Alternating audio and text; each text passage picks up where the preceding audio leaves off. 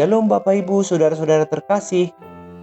Amsal 29 ayat 23 berkata, keangkuhan merendahkan orang, tetapi orang yang rendah hati menerima pujian. Apakah perbedaan angkuh dan tinggi hati? Menurut Kamus Bahasa Indonesia memang hampir tidak ada bedanya. Sikap yang merendahkan orang lain. Namun menurut bahasa aslinya jelaslah sangat berbeda. Tinggi hati adalah sifat yang memandang dirinya lebih tinggi dari orang lain. Ia merasa lebih dari semua, dari kekayaan, kebersihan, kecantikan, serta kemampuan dan lain sebagainya, sehingga ia memandang orang lain lebih rendah dari dirinya. Tetapi sifat angkuh sekalipun seolah-olah memandang rendah orang lain, namun ada sifat yang lebih spesifik, yaitu menganggap semuanya menjadi hal yang sepele. Misalkan, ketika orang lain mengalami pergumulan sampai ia menangis dan terbeban, tetapi orang yang angkuh akan berkata, baru kayak gitu aja. Atau ketika majelis gereja berkata, Pak, Ibu, tolong jangan buang sampah sembarangan di gereja ya. Lalu orang angkuh akan berkata, ya elah, baru sampah doang. Tetapi orang yang tinggi hati akan berkata, emang berapa sih gaji tukang sampah? Aku yang bayarin. Jadi sekalipun ada sikap merendahkan orang, tetapi orang angkuh akan meremehkan segala sesuatunya. Itu sebabnya orang angkuh akan merendahkan orang, bukan person yang dikatakan, tetapi kualitas seseorang akan direndahkan. Namun sangat berbeda dengan orang yang rendah hati. Ia benar-benar menghargai seseorang dari hatinya. Seberapa rendah dan hina pun orang, namun sikap orang yang rendah hati akan selalu menghormati mereka. Bukan mengenai kualitas seseorang, tetapi mengenai insan yang harus dihormati dan dihargai.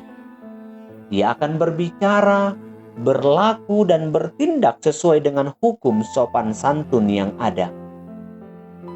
Yang dimaksud di sini bukanlah rendah diri. Sebab orang yang rendah diri adalah orang yang tidak percaya diri dalam situasi apapun. Nats kita mengajak agar setiap orang yang beriman untuk tetap hidup dalam rendah hati. Sebab konsekuensinya sangat jelas antara keangkuhan dan rendah hati, yaitu diremehkan orang lain atau dipuji oleh orang lain. Tepatlah yang dikatakan oleh Yesus Kristus, barang siapa terbesar di antara kamu, hendaklah ia menjadi pelayanmu. Dan barang siapa meninggikan diri, ia akan direndahkan. Dan barang siapa merendahkan diri, ia akan ditinggikan. Matius 23 ayat 11 sampai dengan 12. Menjadi orang yang rendah hati bukan berarti menjadi orang yang disepelekan. Sebab orang yang rendah hati juga akan bertindak ketika ia disepelekan orang lain. Namun menegur dengan yang cara rendah hati, itu akan dilakukan. Inilah yang dikatakan oleh Paulus, hendaklah kamu saling mengasihi sebagai saudara dan saling mendahului dalam memberi hormat. Roma 12 ayat 10. Tuhan memberkati kita.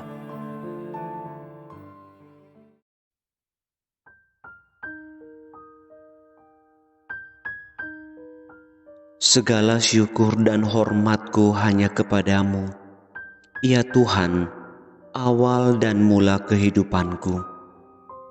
Ketika ragaku terjaga dari tidur, aku menyadari bahwa sesungguhnya telah Engkau berikan kehidupan bagiku. Dalam samar langit menanti terang, telah terdengar suara kesibukan menuju aktivitas. tetapi tubuh, jiwa, dan rohku aku serahkan ke dalam tangan-Mu, agar jari jemarimu menggenggam batin ini. Jika badai datang, maka hatiku yakin sayap kasih-Mu menaungiku. Jika ketakutan datang, maka tempatkan aku di ampuan-Mu. Semoga hari ini aku berkarya dengan tenang, sehingga amarah tidak mengikat pikiran dan hatiku. Maka dengan pasti aku berdiri dan melangkah untuk menunaikan perutusan-Mu yang telah Engkau nyatakan melalui Putra-Mu, Yesus Kristus Tuhanku. Amin.